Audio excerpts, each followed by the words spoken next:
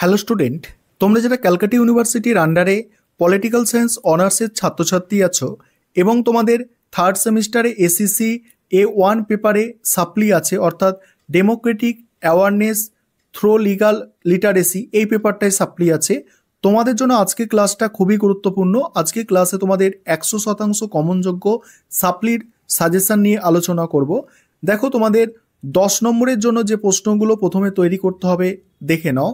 প্রথম প্রশ্ন, কলকাতা বিশ্ববিদ্যালয়ে যাওয়ার পথে তোমার আধার কার্ড ও অন্যান্য নথি হারিয়ে যায়, এই বিষয়টির ওপর ভিত্তি করে তুমি একটি এফআইআর এর খসড়া লেখো।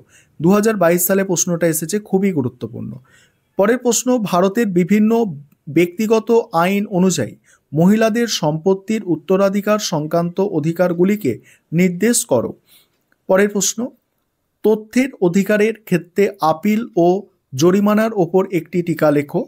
পরের প্রশ্ন দেখো, সাইবার অপরাধের বিভিন্ন প্রকারভেদগুলি সংক্ষেপে আলোচনা করো।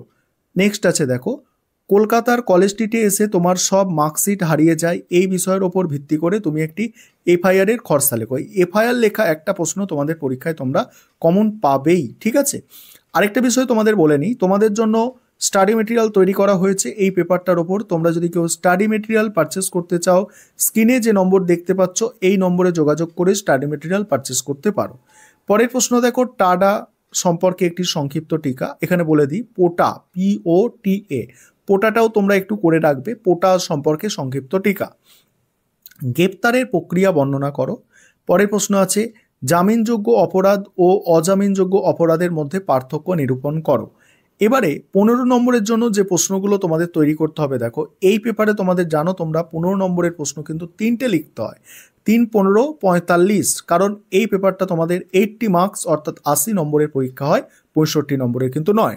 এবার দেখো 15 নম্বরের জন্য যে প্রশ্নগুলো তৈরি করবে, প্রথম প্রশ্ন, তল্লাশি পরোয়ানা কি, কেন এবং কখন ব্যবহৃত হয়, কখন তল্লাশি পরোয়ানা ছাড়া তল্লাশি করা যায়। পরের প্রশ্ন, নারী সুরক্ষার পরিপ্রেক্ষিতে পণপ্রথা ও গার্হস্থ্য হিংসা বিরোধী আইনগুলি আলোচনা করো।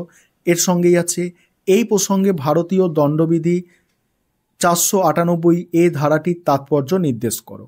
পরের প্রশ্ন, কলকাতার কলেজ স্ট্রিটের দোকানে থেকে একটি 30,000 টাকা দামের ফ্রিজ কিনে বাড়িতে এসে দেখলে ফ্রিজটি কাজ করছে না, দোকানদার তোমার অভিযোগ মেনে না নিলে তুমি উপভোক্তা সুরক্ষা আইনে 1986 অনুযায়ী অভিযোগ জানাবে। এই অভিযোগের একটি খসড়া লেখো। পরের প্রশ্ন, কেন্দ্রীয় তথ্য কমিশনের গঠন ও কার্যাবলী আলোচনা করো। পরের প্রশ্ন আছে দেখো, ভারতের সন্ত্রাসবাদ বিরোধী কয়েকটি গুরুত্বপূর্ণ আইন ব্যাখ্যা করো। মানবাধিকারের প্রশ্নে এই আইনগুলির তাৎপর্য বিশ্লেষণ করো।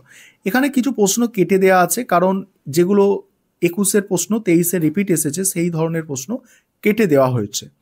পরের প্রশ্ন, নারীর অধিকার রক্ষার্থে পণপ্রথা বিরোধী আইনটির মূল বিষয়গুলি ব্যাখ্যা করো। পরের প্রশ্ন আছে, কোন কোন ক্ষেত্রে সাইবার আইন প্রযোজ্য, সাইবার আইনের উদ্দেশ্যগুলি কি কি। পরের প্রশ্ন দেখো, ভারতীয় সংবিধানের 22 নম্বর ধারায় গ্রেপ্তার সংক্রান্ত বিষয়টি আলোচনা করো।